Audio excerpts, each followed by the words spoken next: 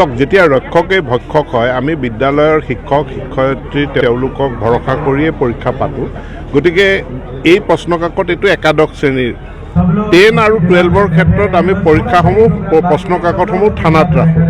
কিন্তু একাদশ শ্ৰেণীৰ প্ৰশ্নকাকতসমূহ সেই বিদ্যালয়তে লকাৰত ৰাখিবলৈ দিয়া যায় আৰু তেওঁলোকে আগদিনাখন খুলি পেলাইছে গতিকে এইটো এটা নীতি বহিৰ্ভূত কাম কৰিছে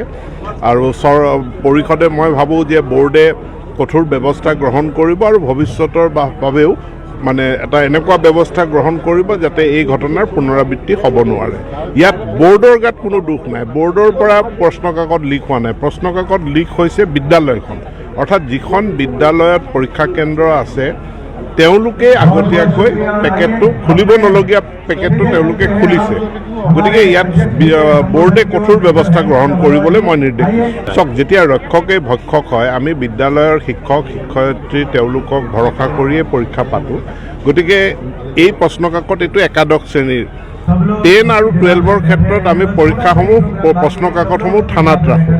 কিন্তু একাদশ শ্ৰেণীৰ প্ৰশ্নকাকতসমূহ সেই বিদ্যালয়তে লকাৰত ৰাখিবলৈ দিয়া যায় আৰু তেওঁলোকে আগদিনাখন খুলি পেলাইছে গতিকে এইটো এটা নীতি বহিৰ্ভূত কাম কৰিছে আৰু পৰিষদে মই ভাবোঁ যে বোৰ্ডে কঠোৰ ব্যৱস্থা গ্ৰহণ কৰিব আৰু ভৱিষ্যতৰ বাবেও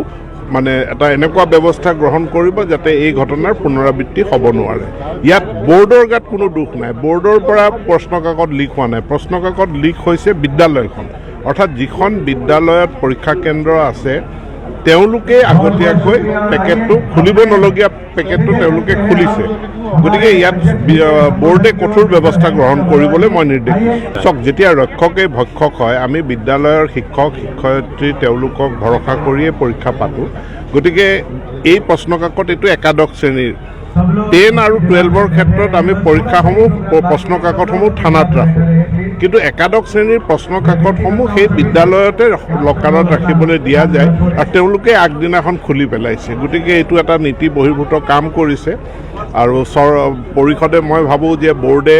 কঠোৰ ব্যৱস্থা গ্ৰহণ কৰিব আৰু ভৱিষ্যতৰ বাবেও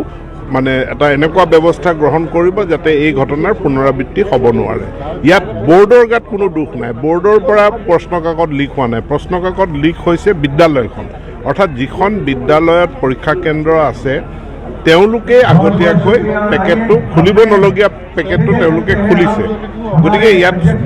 বোৰ্ডে কঠোৰ ব্যৱস্থা গ্ৰহণ কৰিবলৈ মই নিৰ্দেশ দিছোঁ চাওক যেতিয়া ৰক্ষকে ভক্ষক হয় আমি বিদ্যালয়ৰ শিক্ষক শিক্ষয়িত্ৰী তেওঁলোকক ভৰসা কৰিয়ে পৰীক্ষা পাতোঁ গতিকে এই প্ৰশ্নকাকত এইটো একাদশ শ্ৰেণীৰ 10 আৰু 12ৰ ক্ষেত্ৰত আমি পৰীক্ষাসমূহ প্ৰশ্নকাকতসমূহ থানাত ৰাখোঁ কিন্তু একাদশ শ্ৰেণীৰ প্ৰশ্নকাকতসমূহ সেই বিদ্যালয়তে লকাৰত ৰাখিবলৈ দিয়া যায় আৰু তেওঁলোকে আগদিনাখন খুলি পেলাইছে গতিকে এইটো এটা নীতি বহিৰ্ভূত কাম কৰিছে আৰু পৰিষদে মই ভাবোঁ যে বোৰ্ডে কঠোৰ ব্যৱস্থা গ্ৰহণ কৰিব আৰু ভৱিষ্যতৰ বাবেও মানে এটা এনেকুৱা ব্যৱস্থা গ্ৰহণ কৰিব যাতে এই ঘটনাৰ পুনৰাবৃত্তি হ'ব নোৱাৰে ইয়াত বোৰ্ডৰ গাত কোনো দুখ নাই বোৰ্ডৰ পৰা প্ৰশ্নকাকত লিক হোৱা নাই প্ৰশ্নকাকত লিক হৈছে বিদ্যালয়খন অৰ্থাৎ যিখন বিদ্যালয়ত পৰীক্ষা কেন্দ্ৰ আছে তেওঁলোকে আগতীয়াকৈ পেকেটটো খুলিব নলগীয়া পেকেটটো তেওঁলোকে খুলিছে গতিকে ইয়াত বোৰ্ডে কঠোৰ ব্যৱস্থা গ্ৰহণ কৰিবলৈ মই নিৰ্দেশ দিছোঁ